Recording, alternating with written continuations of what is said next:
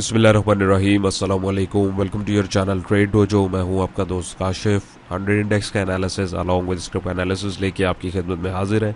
As usual कोई disclaimer, जो भी समझाया और बताया जाएगा वो कोई बाय सेल अलर्ट नहीं है, वो सिर्फ आपको टेक्निकल वर्किंग समझाने के लिए। बिफोर स्टार्टिंग, अगर आपने हमारा व्हाट्सएप का जो चैनल है फ्री अपडेट्स के लिए, वो आपने अगर नहीं ज्वाइन किया है तो उसको ज़रूर ज्वाइन कर लीजिए। ज्वाइन करने का सिंपल सा मैकेनिज्म है, डिस्क्रिप्शन में लिंक मौजूद है, इस पर आप क्लिक करेंगे और आप चैनल पे जंप करेंगे और आप चैनल को ज्वाइन कर सकते हैं। चैनल के ऊपर आप लोगों के साथ जो है डिफरेंट किस्म की अपडेट्स जो है वो शेयर की जा रही होती है, अलॉन्ग विद न्यूज़ एंड दीगर अपडेट जो भी होती है वो मेरे एंड से जो होती है वो सारी आप लोगों के साथ जो इंडिविजुअली इधर शेयर की जा रही होती है। तो अगर आप दिलचस्पी रखते हैं तो आप इसको ज्वाइन कर सकते हैं, इसके कोई चार्जेस नहीं है। तो यहाँ पे अगर हम लोग देखें, आज का पहला स्टॉक है हमारा WTL, world call telecom limited. तो इसको मैं बड़ा कर दूँ ज़रा। तो WTL का वीलॉग आप लोगों के साथ मैंने ये जो बुकमार्क लगाया हुआ है 31 अक्टूबर को बनाया था, तब इसके प्राइस रेंज इधर थी अराउंड 184 पे। तो वहीं से इसमें जो है रिजेक्शन आ गई थी, आप लोगों को डिस्कस किया था कि यहाँ से निकल जाए। उसके बाद जो पोटेंशियल पॉइंट इसका बताया हुआ था, ₹1.65 पे दोबारा इसमें बाइंग बनी। वहाँ से हमने देखा इसने इसमें रैली बनाई, ना कि रैली बनाई बल्कि 1.84 का टारगेट और दूसरा टारगेट भी इसने ₹2.12 का कंप्लीट कर लिया। तो वंस अगेन टेक्निकल वर्किंग के ऊपर ये बिल्कुल प्रॉपर तरीके से उतरा है। तो वंस अगेन जो लोग बोलते हैं कि भाई टेक्निकल एनालिसिस काम नहीं करता है, इसका मतलब है उनको काम करना नहीं आता है। तो ज़ाहिर है जिसको जो काम नहीं करना आता वो फिर यही बोलता है कि यार ये चीज़ें फालतू हैं, बेकार है, फजूल है। तो दूसरों की बातों पर कान नहीं धरें, अपनी मेहनत करें और चार्ट की लैंग्वेज को समझने की कोशिश करें। इसकी मैं आपको बेतहाशा दफ़ा एग्जाम्पल दिखा चुका हूँ। बहरहाल, तो यहाँ पे अगर हम लोग देखें और अगर आप लोग ये सीखना और समझना चाहते हैं तो इसके लिए सिंपल आपको जो है डिस्क्रिप्शन में दिए गए नंबर पर रब्ता करना है। पूरी जो डिटेल्ड वर्किंग है, कैसे करना है, कैसे टारगेट निकालने हैं, कैसे शेयर को अर्न करना है, ईच एंड एवरीथिंग, पूरा कोर्स इसके ऊपर डिटेल वो आपको प्रोवाइड किया जाएगा। इसके लिए सिंपल आपको जो है हमारे साथ मुनीर खनानी सिक्योरिटीज़ में अपना अकाउंट खुलवाना है और ये कोर्स आपको फ्री ऑफ कॉस्ट जो है प्रोवाइड किया जाएगा। तो यहाँ पे अगर हम लोग देखें तो हमारे पास अभी फिलवक्त ये एक रेजिस्टेंस आ रहा है ₹2.12 का, और ये जो डॉटेड लाइन आप देख रहे हैं तो ये हमारा इंडिकेटर जिसमें ये जो ग्रीन लाइन जली थी, इसने भी बोला है कि अब ये यहाँ से आप एग्जिट ले लें। तो अब इसके लिए ₹2.13 से ऊपर अगर ये आवरली क्लोजिंग नहीं देता है तब तक इसके अंदर ये एंट्री नहीं बनेगी। मीनवाइल किसी ने अगर एंट्री ली हुई है तो ₹2 का स्ट्रिक्ट स्टॉप लॉस उसको रखना पड़ेगा, वरना अगला पोटेंशियल बाइंग पॉइंट इसका ये होगा 1.84, और अगर इधर भी सस्टेन नहीं करता तो दोबारा ₹1.65 पे हम इसमें buying opportunities along with these targets 1.84 या ₹2.12 दे सकते हैं। एक सिनेरियो ये है। दूसरा सिनेरियो ये है कि यहाँ से अब अगर ये क्रॉस करने में इसको कामयाब हो जाता है तो अब ये दोबारा ₹2.40 का इसका जो प्रीवियस हाई है ये इसको टेस्ट कर सकता है। तो अब ₹2.15 से ऊपर निकले तो ₹2.12 का स्टॉप लॉस रख के आप स्पेसिफिकली इस पॉइंट को भी टारगेट कर सकते हैं। मीनवाइल अगर आप देखें तो इसमें से निकल जाना ही अक्लमंदी है, क्योंकि इसके अंदर टेक्निकल करेक्शन ड्यू है।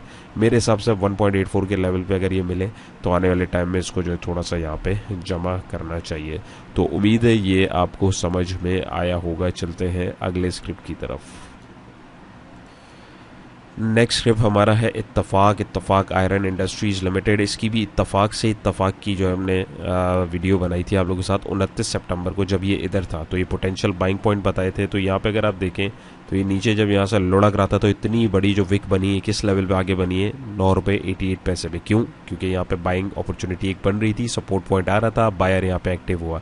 यही सिनेरियो आपको यहाँ देखने को नहीं मिला। तो वंस अगेन टेक्निकल वर्किंग को समझा करें, लेकिन यहाँ पे सस्टेन करने के बजाय आप देखें कितनी कैंडल स्टिक पैटर्न्स यहाँ पे आपको दिख रहे होंगे, कितनी विक्स दिख रही होंगी। बायर्स ने इसको ऊपर करने की कोशिश करी बट मार्केट का सेंटिमेंट जो है नेगेटिव था, स्टॉक का मुंह नीचे की तरफ गया और ये फिर इसको तोड़ के अपने इसको इसने ₹9.88 को एक नहीं 2 दफ़ा रीटेस्ट किया और अब ये नीचे की तरफ जाके बल्कि ये देखें तीसरी दफ़ा भी टेस्ट किया। तो अब ये इसके लिए बहुत स्ट्रॉन्ग रेजिस्टेंस है और आज चौथी दफ़ा इसने ब्रेकआउट दिया। अगर आप गौर करें तो इसको एक सेकेंड, इसको अगर आप देखें तो ये 1 2 3 आज चौथी दफ़ा जो है इसने इसको तोड़ने की कोशिश की है। तो ये एक बड़ा स्ट्रॉन्ग रेजिस्टेंस इसने जो है तोड़ा है। तो अब किसी ने अगर इसमें एंट्री ली है तो ₹9.70 का स्टॉप लॉस होना चाहिए। अब इसका नेक्स्ट पोटेंशियल टारगेट जो है तकरीबन ₹11.22 का हमें देखने को मिल सकता है। ये वर्किंग कैसे की है ये आप जो है 29 सितंबर वाले व्लॉग में देख सकते हैं। तो फिलहाल अगर हम देखें तो ये अपने रेजिस्टेंस से जो है अब इसके अंदर इसने एक ब्रेकआउट दिया है। ब्रेकआउट ट्रेडर्स की स्ट्रैटेजी जो होती है वो यही होती है, वो ब्रेकआउट को ट्रेड करते हैं और ₹9.70 का स्टॉप लॉस है। अब यहाँ से ऊपर जाता है तो इसमें हम जो है इसमें आगे इसको जाते हुए देख सकते हैं थोड़ी सी करेक्शन के साथ। सो लेट्स सी, ये बहुत स्ट्रॉन्ग रेजिस्टेंस था, इसके लिए जो 4 दफ़ा इसने इसको तोड़ने की कोशिश करिए। तो स्टॉप लॉस के साथ इसमें आपने काम करना है, जज्बाती ट्रेडर बिल्कुल भी नहीं बनना है। तो उम्मीद है ये आपको क्लियर हुआ होगा। चलते हैं अगले स्क्रिप्ट की तरफ। जी, नेक्स्ट स्टेप हमारा है के इलेक्ट्रिक। तो के इलेक्ट्रिक के ऊपर भी काफ़ी सारे दोस्तों ने बोला था कि अब तो ये गया, अब ये वो गया, अब ऐसा गया, वैसा गया। तो टेक्निकल करेक्शन के बाद अगर आप देखेंगे इसकी मूव, तो उससे पहले आप देखेंगे ये लेवल्स आप लोगों के साथ 15 अक्टूबर के व्लॉग में लेवल्स डिस्कस किए थे। तो वहाँ से नीचे आके उन्हीं लेवल्स के ऊपर सस्टेन करने की इसने कोशिश करी, बट बॉटम सपोर्ट इसने एक और बनाई 5 रुपये के आसपास। ज़ाहिर है मार्केट जब पैनिक करती है तो ये लेवल्स जो है डिस्टर्ब हो जाते हैं ड्यू टू पैनिक। यहाँ पे अगर हम देखें तो के इलेक्ट्रिक का ये जो गैप है ना भाई, ये मैं इतने कॉन्फिडेंस से इसलिए बोल रहा हूँ कि इसके अंदर मोमेंटम बन सकता है कि ये जो गैप है इसमें, ये गैप अभी फेल होना बाकी है 6 रुपये 80, 6 रुपये 90 के आसपास। यहाँ तक कि अगर मैं बात ना करूँ तो इसको यहाँ तक तो जाना ही चाहिए। तो अब ये 1 दिन में चला जाए, 2 दिन में चला जाए, 1 महीने में चला जाए, 1 साल में चला जाए, लेकिन टेक्निकल करेक्शन ये अपनी हर हाल में पूरी करेगा। ये चीज़ आप लोगों के साथ 15 अक्टूबर के व्लॉग में सारी चीज़ें, ये लेवल्स कैसे लगाएं, क्या है, सारी चीज़ें मैंने डिटेल में डिस्कस करी है। तो यहाँ पे अगर आप देखेंगे तो यहाँ पे इधर से इसने एक ये ब्रेक 2 दफ़ा ये रेजिस्टेंस यहाँ पे इसके लिए लेवल बना है, 1 2 तीसरी दफ़ा ब्रेकआउट दिया। तो अब किसी ने अगर एंट्री ली हुई है और अगर आप देखेंगे तो कैसा ज़बरदस्त इसने उसी रेजिस्टेंस से हिट किया है 5.89 के, जो आप लोगों के साथ ऑलरेडी प्लॉट था।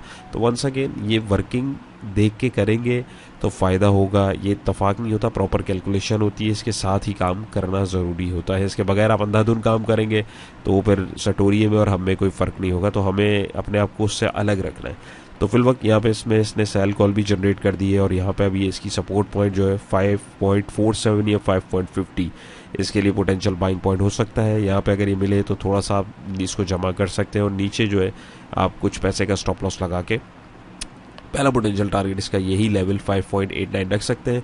और 5.89 को अगर ये क्रॉस करने में कामयाब होता है तो उसका अगला पोटेंशियल टारगेट 6.30 और ये वाला जोन जो है आने वाले दिनों में हमें देखने को मिल सकता है। क्यों मिल सकता है, मैंने आपके साथ डिस्कस किया इसको कि ये एक टेक्निकल करेक्शन होती है जो चार्ट्स की और कैंडलस्टिक की वो लाजमी होनी होती है, ऐसा नहीं है। तो यहाँ पे देखें इसने अपने आपको थोड़ा सा आरएसआई ने भी रूम बना लिया है, मैकडी ने भी थोड़ा सा प्रेशर हल्का किया है। सो इंशाल्लाह अभी इसके अंदर हमें मोमेंटम देखने को मिल सकता है। पैनिक है, न्यूज़ है, ऐसा नहीं है कि एक आइटम में अगर कोई न्यूज़ आ गई है तो वो अब कहीं जाएगा ही नहीं। इस तरह टीआरजी एक था, टीआरजी का हाल भी देखा था हमने, एट दी एंड ऊपर जा रहा है। ऐसे ही बहुत सारे आइटम्स इस तरीके से हैं जिनकी न्यूज़ जो है वो नेगेटिव है बट वो पॉजिटिव चल रहे हैं। तो वो पॉजिटिव क्यों चल रहे हैं भाई, वो अपनी टेक्निकल करेक्शन और टेक्निकल एस्पेक्ट्स को भी इसने चार्ट्स को एडजस्ट करना होता है। अगर ये चार्ट ही नहीं चलेंगे ना तो कोई भी इस मार्केट में काम नहीं करेगा। तो ये टेक्निकल लेवल्स के ऊपर पूरी दुनिया भर की मार्केट्स चलती हैं, तो हमारी मार्केट तो पीनट है उसके आगे। तो वंस अगेन वो भी रिस्पेक्ट डेफिनेटली इसको करेगी और करती है हमें, लेकिन सिर्फ लेवल्स निकालने होते हैं और उसको निकालने के लिए आप लोगों के साथ 2 अपॉर्चुनिटीज़ है। एक, आप सिंपल हमारे साथ कोर्स कर सकते हैं जिसके कोई चार्जेस नहीं है। दूसरा, आप जो है इस वर्किंग को रोज़ाना देखें, इंशाल्लाह ये देख देख के सबकॉन्शियसली आपके दिमाग में ये चीज़ें ऑटोमेटिक फिट हो जाएंगी और आप खुद इन चीज़ों को करने लग जाएंगे। बट टाइम देना पड़ेगा, टाइम नहीं देंगे तो बस फिर बैठ के देखते रहें कि ये स्टॉक यहाँ से यहाँ चला गया, वहाँ से वहाँ चला गया और यार ये मार्केट फजूल है, धोखा है, जो भी है वो फिर ईच एंड एवरीथिंग मार्केट को ऊपर ब्लेम देने से अच्छा है कि अपने ऊपर थोड़ी सी एफर्ट करें। तो अपॉर्चुनिटी है, उसको क्रैप कीजिए। और नेक्स्ट बैच अब जो हमारा इंशाल्लाह होपफुली न्यू ईयर से होगा तो वो उसकी जो फीस है वो भी जो है इंक्रीज़ कर दी गई है। तो वो वंस अगेन वो जब कोई होगा अनाउंसमेंट होगी तो मैं आप लोगों के साथ डिस्कस कर दूंगा। मीनवाइल जो अपॉर्चुनिटी उससे बेनिफिट ज़रूर लीजिए। तो चलते हैं अगले स्क्रिप्ट की तरफ। नेक्स्ट स्टॉक हमारा है एनआरएल नेशनल रिफाइनरी लिमिटेड। तो वंस अगेन इसको अगर हम देखें तो इसकी वर्किंग आपके साथ 3 अक्टूबर को मैंने की थी और ये पोटेंशियल लेवल्स इसके बनाए हुए थे, वहाँ से ऊपर गया, इसने टारगेट्स को अचीव किया। इसको मैं हटा देता हूँ। उसके बाद इसने जो है अपने नए ऑलमोस्ट जो है एक हाई जोन इसने क्रिएट किया है तकरीबन 439 और 448, तकरीबन 10 रुपये के पास ये एक जोन हमारे पास क्रिएट हो गया रेजिस्टेंस का। वहाँ से नीचे एग्जैक्ट इसी सपोर्ट पॉइंट से जो आपके साथ मार्क किया हुआ था 390 का, वहीं से बाइंग है। अब यहाँ पे बाइंग क्यों है, ऐसा क्या था, तो ऑब्वियसली टेक्निकल वर्किंग थी और टेक्निकल लेवल्स को उसने ऑनर किया, ऊपर गया, यहाँ से रिजेक्शन आई दोबारा। क्यों, क्योंकि ऑब्वियसली यहाँ पे इसने ऑलरेडी एक रेजिस्टेंस क्रिएट किया था, फिर पीछे आया, फिर यहीं से रिजेक्ट हुआ, फिर नीचे आया, फिर इस सपोर्ट पे बाइंग आ गई। क्यों आई, ऑब्वियसली भाई टेक्निकल वर्किंग थी, इसको एडजस्ट करना था। अब कुछ दोस्त कंफ्यूज होंगे कि यार ये तो नीचे लुढ़क गया था, तो ये देखें इसने विक भी डाली हुई है। तो कुछ चीज़ें आपको by the passage of time समझ में आएंगी। और दूसरा ये कि यहाँ पे इसने एक छोटा सा गैप था उसको भी एडजस्ट किया है। तो इसको मैं आप लोगों के साथ यहाँ पे एडजस्ट कर देता हूँ वर्किंग को। तो ये वर्किंग कैसे की गई थी 3 अक्टूबर के वीलॉग में आप इसको देख सकते हैं, यानी 3 अक्टूबर की गई वर्किंग ये अब तक वैलिड है। तो क्यों है भाई, आइटम आज आए कल आए, आइटम ने अपने लेवल्स को सस्टेन करना है। उसके बाद ये नीचे की तरफ गया है, अगर आप गौर करेंगे, इसको मैं जूम इन कर दूँ तो यहाँ पे आके फिर ये एक रेंज में कंसोलिडेट होता रहा है 340 346 पे और 380 390 पे। वहाँ से करते करते आज इसने जो है ब्रेकआउट दिया है। तो ब्रेकआउट किसी ने अगर ट्रेड किया है तो बहुत अच्छे लेवल पे ट्रेड इसको किया है। 402 का स्ट्रिक्ट स्टॉप लॉस होना चाहिए। पोटेंशियल टारगेट 439 448 का हमें देखने को मिल सकता है, जो इसका प्रीवियस रेजिस्टेंस है। एल्स अगर यहाँ से नीचे इसको रीटेस्ट करने आता है तो आप दोबारा इसको कैच कर सकते हैं 380 या 390 के पास पास, और पोटेंशियल इसका टारगेट हमारे पास ये जोन हो सकता है। और अगर ये लेट से यहाँ सस्टेन नहीं भी करता है तो दोबारा इसमें गोल्डन जोन या एक वैल्यू जोन की बात करूं तो 340 और 346 का हम इसमें भी इसको आता हुआ देख सकते हैं। और यहाँ से फिर हमारे पास ऑब्वियसली फिर ये दो पोटेंशियल पॉइंट 380 390 का जोन या 430 या 448 का जोन हमें देखने को मिल सकता है। वंस अगेन वर्किंग को कैलकुलेटेड रखिए और कोशिश करें कि at the end of the day अपने स्टॉप लॉस को जो है वो साथ लेके चले, अंधाधुंध ट्रेड नहीं करें। तो उम्मीद है ये भी आपको क्लियर हुआ होगा। चलते हैं अगले स्क्रिप्ट की तरफ। अच्छा जी, नेक्स्ट स्क्रिप्ट हमारा है PIOC और पायनियर सीमेंट लिमिटेड। अच्छा, इस तरह की सिचुएशन में स्टॉक भाग रहा होता है ना तो लोग बड़े उतावले हो रहे होते हैं कि यार हाथ से ना निकल जाए। तो जो निकलना था वो निकल गया है। अब इसमें फिल वक्त आपको कुछ भी नहीं करना सिवाय पेशेंस के। किसी ने एंट्री ली हुई है तो वो ट्रेलिंग स्टॉप लॉस 315 का रख सकता है। किसी ने अगर एंट्री लेट से यहाँ पे इधर कहीं ली हुई है वो प्रॉफिट टेकिंग ज़रूर कर सकता है और ट्रेलिंग स्टॉप लॉस 315 का यूज़ कर सकता है। मीनवाइल अगर आप देखेंगे तो अब इसके अंदर ये गैप्स देख रहे हैं तो ये गैप्स एडजस्ट भी होंगे। टेक्निकली अगर हम देखें तो हमारे पास का ये जो जोन था रेजिस्टेंस बन रहा था 368 का, लेकिन इसने इसको भी तोड़ दिया है। नॉट ओनली दैट, यहाँ पे अगर आप देखें तो ये हमारे पास इसमें ये गैप्स जनरेट करता हुआ गया है। तो ये गैप्स हमारे पास जो है सूनर और लेटर, आपको पता है हमने कितनी वीडियोस में देखा है, ये फिलअप होते हैं। तो इसके अंदर बीच में अगर कोई फंसता है बगैर स्टॉप लॉस के साथ काम करता है तो बहुत गंदा जो है स्टक हो सकता है। तो इस चीज़ का आपने ख्याल करना। ऑल्दो इसके अंदर न्यूज़ है, स्टेक इक्वेशन की इसके अंदर कोई न्यूज़ आई थी, मेरे जहन से निकल गया। बहरहाल फिर लोग मैं बात कर रहा हूँ चार्ट के परस्पेक्टिव से। तो किसी ने एंट्री ली हुई है 315 की, ज़रूर रखें। फिल वक्त जो है इसको फिर इग्नोर करें। और बाकी खतरों का अगर खिलाड़ी बनना है तो उसके लिए तो फिर आप किसी भी पॉइंट पर एंट्री लेके और उसको मैक्सिमम गेन के ऊपर एग्जिट कर सकते हैं। बट प्रॉपर तरीके से अगर काम करना है तो 315 या हद 310 से नीचे जाए तो आप लाजमी निकल जाए नेक्स्ट अपॉर्चुनिटी के लिए। या तो आप इसको फिर 368 या इस गैप के ऊपर कहीं इसको हम तलाश करेंगे। और फिल वक्त इसके अंदर जो है बताना बहुत मुश्किल है कि कहाँ तक जा सकता है। टारगेट की प्रोजेक्शन लेट से अगर चले मैं करता हूँ फिबोनाची लगा के, तो फिर भी इसने जो है इसके उस टारगेट को कंप्लीट कर लिया। तो मेरा नहीं है ख्याल अभी फिल वक्त ये वर्थ इट है इसको लेना। अब जिसने बैठना था, जिसने लेना था वो निकल गया है। आप देखें ना इसमें ऑलरेडी 54% का गेन आ गया, 112 रुपये का इसने मूव दे दिया है। तो वहाँ से जो है फिर बहुत सारे लोग जो अब जागेंगे वो डेफिनेटली इसके अंदर स्टक होंगे। और जो यहाँ बैठे यहाँ बैठे यहाँ बैठे और जो अक्लमंद खिलाड़ी हैं वो ऐसे पॉइंट्स के ऊपर अपने डब्बे को खाली करते हैं। तो कोशिश करें किसी और स्टॉक में मूव कर लें। बहुत सारे स्टॉक्स हैं, सिर्फ एक ये नहीं है। होपफुली ये आपको समझ आएगा। फिर ये बाकी इसकी टेक्निकल एडजस्टमेंट जो होगी तो मैं फिर इंशाल्लाह आप लोगों के साथ उसको ज़रूर डिस्कस करूँगा। तो उम्मीद है ये आपको समझ आया होगा। तो आज के स्क्रिप्ट एनालिसिस में हमारे पास लास्ट स्टॉक है PIBTL। वीडियो अच्छी लगे, वीलॉग अच्छा लगे, कुछ सीखें कुछ समझें तो ज़रूर थम्स अप कीजिएगा। थम्स अप करने में आप लोग कंजूसी करते हैं, इससे हौसला अफजाई हो जाती है बस। और मज़ीद अच्छे से कंटेंट जो आप लोगों को डिलीवर करने की कोशिश होती है। और कोई कमेंट हो, कोई सजेशन हो तो मोस्ट वेलकम, वो भी ज़रूर बताइए। इसके बाद फिर हम लोग जो है 100 इंडेक्स को भी डिस्कस करते हैं। तो यहाँ पे अगर हम देखें इसका वीलॉग आपके साथ मैंने 7 नवंबर को बनाया था, तकरीबन ये यहाँ पे था। ये सारी ट्रेंड लाइन, ये सारी चीज़ें आप लोगों के साथ प्लॉट की गई थी। तो ये देखिए फॉल करते करते एग्जैक्ट उस पॉइंट से देखें इसमें बाइंग आई, वहाँ से इसने अपने इस टारगेट को हिट किया 15 रुपये 42 पैसे के, और वहाँ से भी इसको रीटेस्ट कर रहा है। ऑल दो इंडिकेटर ने हमें निकाल दिया बट प्राइस एक्शन जो है यहाँ पे रीटेस्ट कर रहा है। तो किसी ने अगर एंट्री ली हुई है तो 15 रुपये 20 पैसे का स्ट्रिक्ट स्टॉप लॉस रखें। अगर ये यहाँ से नीचे आता है तो दोबारा हम इसको स्ट्रेट लाइन के ऊपर आता हुआ देख सकते हैं। ये ट्रैप हो सकता है, पर्सनली मुझे लग नहीं रहा बट फिर भी सेफ साइड। और अगर ये यहाँ से मुड़ता है और कोई इसमें किसी ने अगर एंट्री ली हुई है, स्टॉप लॉस मैंने यहाँ पे अगर आपको बताऊँ तो तकरीबन 15 रुपये 20 पैसे 15 रुपये के आसपास रखना है। यहाँ पे अगर सस्टेन नहीं करता तो हम फिर 14 रुपये 50 पैसे के पास इसको स्ट्रेट लाइन के ऊपर देखेंगे।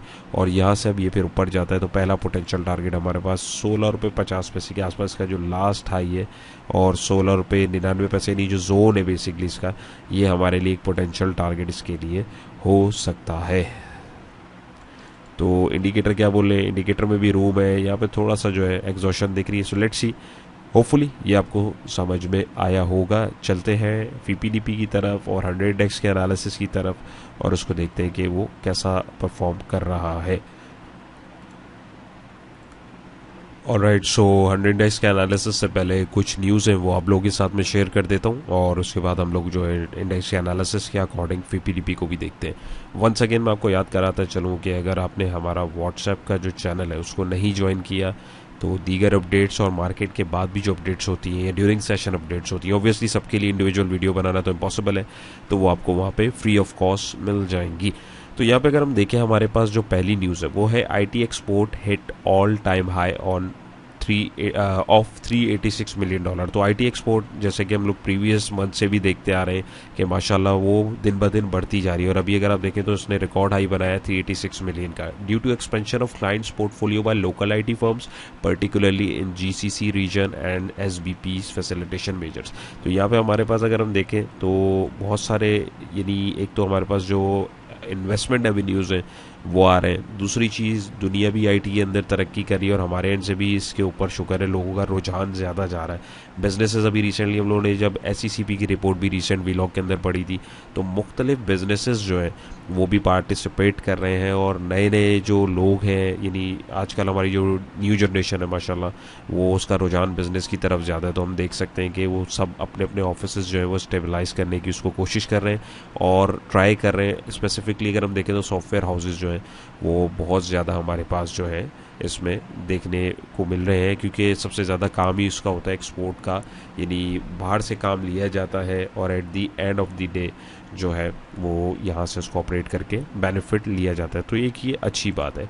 दूसरी चीज़ जो दूसरी खबर है के इलेक्ट्रिक के हवाले से, के इलेक्ट्रिक ने जी अनाउंसमेंट कर दिया कि जो हमारे जो फंडा चल रहा था इनका जो नेपरा के साथ टैरिफ से रेलेवेंट जो रिसेंटली इन लोगों ने उसको चैलेंज किया था, तो के इलेक्ट्रिक ने सिंध हाई कोर्ट से स्टेस ने जो है वो ले लिया है और नेपरा फिलवक इसके खिलाफ अभी कोई एक्शन नहीं ले सकती है। अब इस स्टे केस को बेनिफिट बेसिकली ये होगा कि जो पुराने टैरिफ के ऊपर ये लोग कर रहे थे काम ये उसी के ऊपर करते रहेंगे। तो एक जो तलवार के इलेक्ट्रिक पर लटक रही थी मीनवाइल वो हल हो गई और इसकी तेज़ी हमने स्टॉक के अंदर भी देखी है। तो वंस अगेन रिवाइवल जो है इसका हो सकता है और प्रीवियसली जो इसके ऊपर एक कंसर्न इसका चल रहा था कि जी इसमें सऊदी इन्वेस्टमेंट आने वाली है, ऑल दो उसको उन्होंने मना कर दिया था, उसके बैकएंड पे हमने उसका जो इम्पैक्ट है वो भी देखा था। लेकिन जो है 12 चीज़ें ये चलती रहती हैं, फ्लक्चुएशन न्यूज़ की जो हमें देखने को मिलती रहती है। तीसरा जो है इसमें अगर हम देखें तो नेपरा ने जो न्यू टैरिफ इसको बना के दिया था तो इन्होंने उसको जो है कोर्ट में चैलेंज किया था जिसके नतीजे में वहाँ से स्टे ऑर्डर मिल गया हुआ और फिल वक्त जो है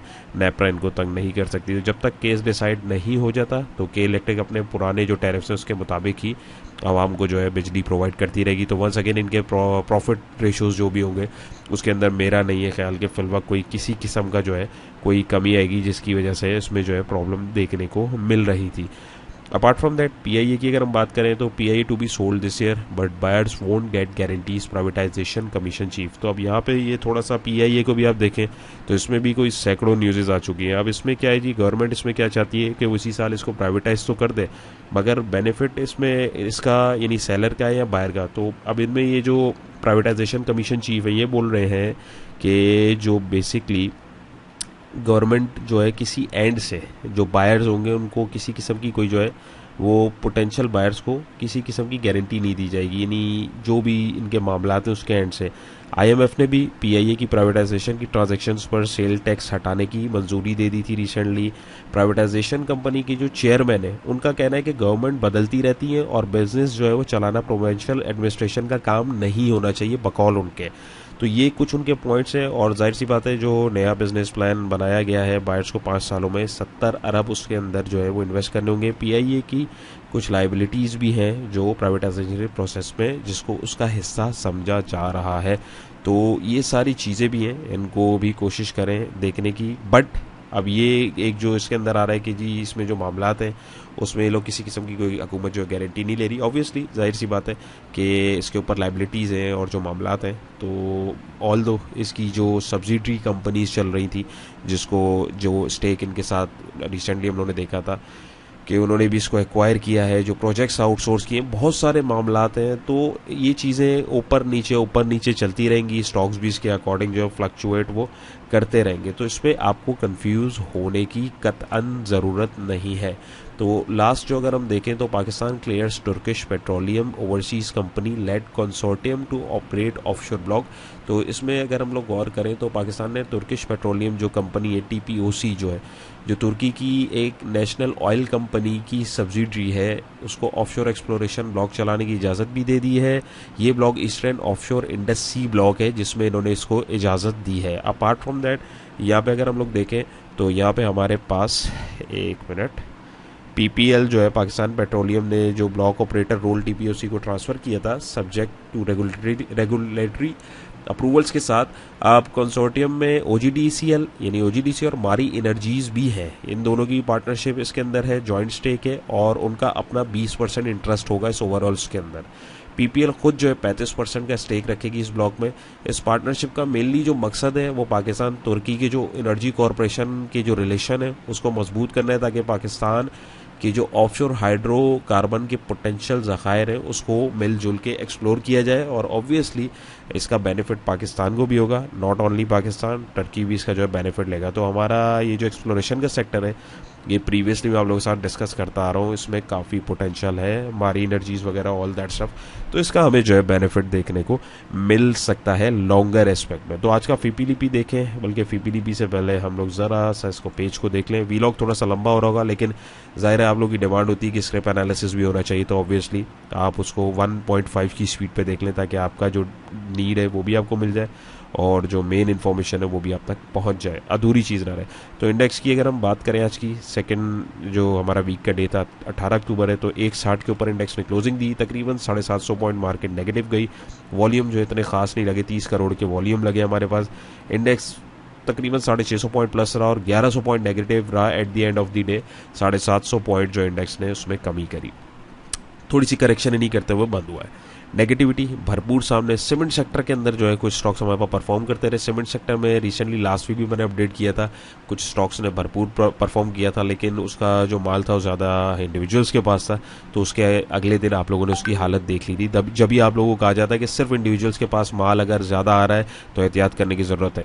तो यहाँ पर अगर हम देखें दीगर सेक्टर वाइज, तो miscellaneous sector, oil and gas, exploration sector, refinery, cement ने बिल्कुल ना होने के बराबर परफॉर्म किया। बाकी नेगेटिविटी में कमर्शियल बैंक ने 400 पॉइंट लेस करा, इन्वेस्टमेंट बैंकिंग ने 165 पॉइंट लेस करा है, फर्टिलाइजर सेक्टर ने 65 पॉइंट और टेक्सटाइल सेक्टर ने भी काफ़ी पॉइंट इंडेक्स में से हटवा है। टॉप पॉजिटिव अगर हम स्टॉक्स की बात करें तो PIOC ने 101 पॉइंट जोड़े, POL ने 52, BACL ने 19 और दीगर सेक्टर्स ने थोड़ा बहुत कंट्रीब्यूट किया, स्टॉक्स ने। नेगेटिविटी में एंग्रो ने 133 पॉइंट जो है कम करवाए, MEBL ने 96, BHL ने 68 और दीगर जो स्टॉक्स हैं उन्होंने भी मार्केट को नेगेटिव करवाने में अपना किरदार अदा किया है। अब बैकएंड के ऊपर अगर हम फीपीलीपी देखें तो फीपीलीपी में हमारे पास आज के अकॉर्डिंग, अरे यार ये तो पुराना फीपीलीपी है, एक मिनट रुकिएगा। अनफॉर्चुनेटली फीपीलीपी का डाटा अभी तक हमारे पास नहीं है। बहरहाल आप इसको व्हाट्सअप चैनल को ज्वाइन कर लें, रात में मैं शेयर करके उस पर अपना फीडबैक भी दे दूंगा ताकि आप लोगों को जो डिटेल अपडेट है वो मिल जाए। मेनली जो बातें हम लोगों ने यहाँ कर ली। अब बैकएंड के ऊपर हमें देखना है ये जो कैंडल्स बनी है इसके पीछे डाटा क्या था। तो यहाँ पे अगर हम लोग देखें जी, तो यहाँ पे हमारे पास ये जो एक नेगेटिविटी थी, ये गैप था, वो एडजस्ट होना था, वो हम लोगों ने यहाँ पे होता हुआ देख लिया है। अब ये दोबारा नीचे आ रहा है, तो अब हमारे पास जो दोबारा बाइंग पॉइंट बन रहा है वो ये ही पॉइंट बन सकता है 157,700 का, या एटलीस्ट ये वाला पॉइंट 158,400, 900 का। क्यों? क्योंकि ये टेक्निकल करेक्शन इसकी यहाँ कंप्लीट हो रही है। यहाँ से रिवाइव नहीं करता तो फिर ऑब्वियसली फिर हमारे पास 157,800 का जो जोन है ये हमारे लिए इंडेक्स को देख के जो काम करते हैं उनके लिए इंडेक्स पोटेंशियल सपोर्ट है। और अगर ये यहाँ से रिवाइव करता है तो अभी फिलहाल इसके लिए रेजिस्टेंस 161,500 का लेवल आ रहा है। मेरा मशवरा ये है कि अब यहाँ तो इधर तक का वेट करें, एल्स वरना ये 164,500 की रेंज को क्रॉस करे, तब फिर इसको हम देखेंगे मजीद आगे जाता हुआ। बीच में हमने अपनी पोजीशन को स्टक नहीं करना है। होपफुली आज की एफर्ट्स पसंद आई होगी, कुछ सीखा हो, कुछ समझा हो तो वीडियो को ज़रूर थम्स अप कीजिएगा। अपना बहुत सारा ख्याल रखिएगा, दुआओं में याद रखिएगा। इंशाल्लाह फिर एक नए इंटरेस्टिंग वीडियो को मुलाकात होगी। अल्लाह हाफ़िज़।